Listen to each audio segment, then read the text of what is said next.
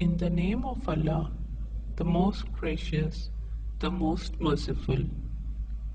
Unit number 29. Such were the Prophet's companions.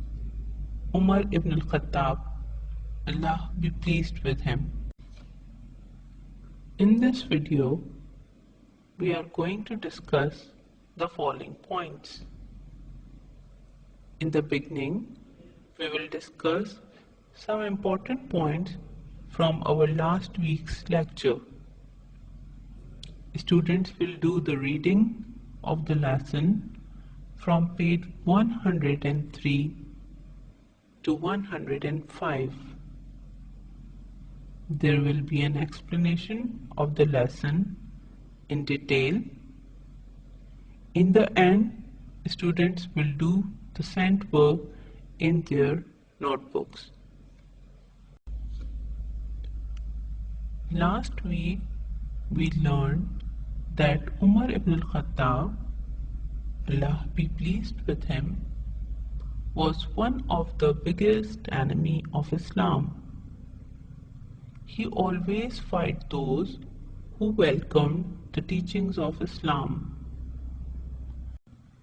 Even once, he went to kill his sister, where he read the passage of Surah Taha and embraced Islam.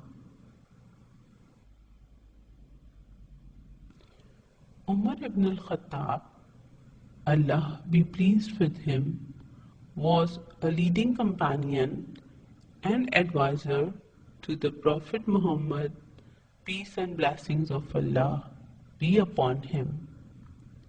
He became the second Muslim ruler after Prophet Muhammad, peace and blessings of Allah be upon him's death, and ruled for 10 years. This week we have learned that how Umar ibn al-Khattab, Allah be pleased with him, looked like, his appearance, his personality. He was a very simple and polite person. With regard to his physical characteristics, he was white with a reddish complexion. He was muscular, tall, and bald. He was very strong, not weak or tiny. When he walked quickly. When he spoke clearly. Umar ibn al-Khattab, Allah be pleased with him, was most humble to Allah and led a simple life. After days' hard work, he rested or napped on Masjid Nabwi's bare floor. His food was very coarse, olive oil and bread mostly. He generally wore patched clothes. He used to carry a water skin on his shoulders in spite of his great esteem. He was a strong ruler and harsh towards offenders. Umar, Allah be pleased with him, was universally respected for his justice and authority. His role in decisively shaping the early Islamic community is widely acknowledged. He devotedly followed the Muslim religion and, as ruler, was concerned with the well-being of the poor. Once, During the circumambulation of the Kaaba, a piece of a humble pilgrim's dress accidentally dropped over the royal shoulders Jabala, king of Ghassanites. This made Jabala very angry. The poor man went to the Caliph and asked for justice. On Umar, Allah be pleased with him's quarrel, Jabala answered that the man had insulted him and out of Kaaba he would have killed him on the spot. Umar asked Jabala to sought the pardon of the injured man. When Jabala refused to do so, Umar's reply was, "King or no king, both of you are Muslims, and both of you are equal in the eye of law." Umar became influential in helping the new religion of Islam to be accepted by local residents. Umar had the courage to practice the new religious duties openly, without any fear. However, due to ongoing friction with the authorities, in 622 AD, Prophet Muhammad, peace and blessings of Allah be upon him, took Umar and his followers to Medina, where there was greater safety. So many incidents happened in the life of Umar, may Allah be pleased with him. Some incidents are shared in this lesson as well, which we are going to learn. One night during patrolling, Umar, may Allah be pleased with him, heard the constant crying of an infant. Concerned with the noise, he approached the house and asked why the infant was crying. A woman inside, the infant's mother, replied that she was trying to wean him and he refuses.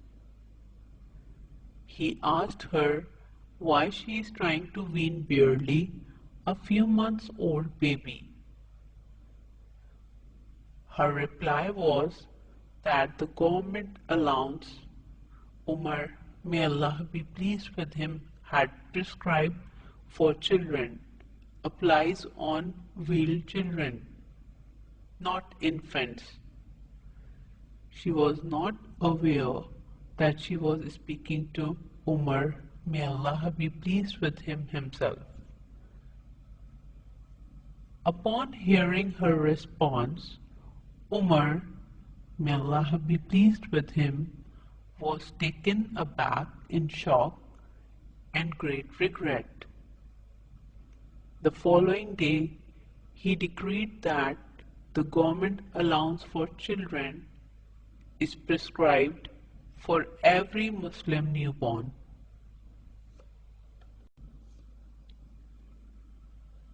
During days of famine, one day he saw a woman sitting near a pot which was set up over fire, and her children were crying. Umar, may Allah be pleased with him, asked about the matter. Woman told him that they are hungry, and she put water in the pot to calm them down until they go to sleep. Umar, may Allah be pleased with him, run toward the room where wheat was stored, and took out a sack of wheat, reached her back, and cooked food. He stayed until they had eaten their fill and left the leftover food with her.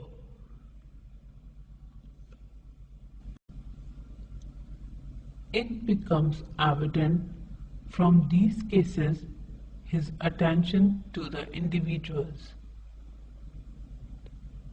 According to Tirmidhi, Prophet Muhammad, peace and blessings of Allah be upon him, on one occasion raised his hands and begged Allah to strengthen Islam by whomever of the two, Umar ibn al-Khattab or Abu Jahl.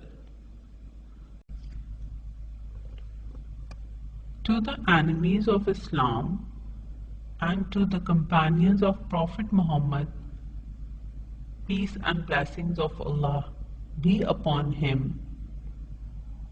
Umar's, may Allah be pleased with him, embracing Islam was an unthinkable notion. In 644 AD, during prayer, Umar was stabbed repeatedly on the back by a Persian slave named Abu Lulu Feroz.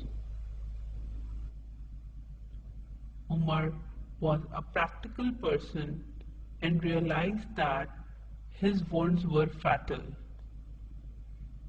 He then appointed a six-member committee comprised of able men to elect a new caliph.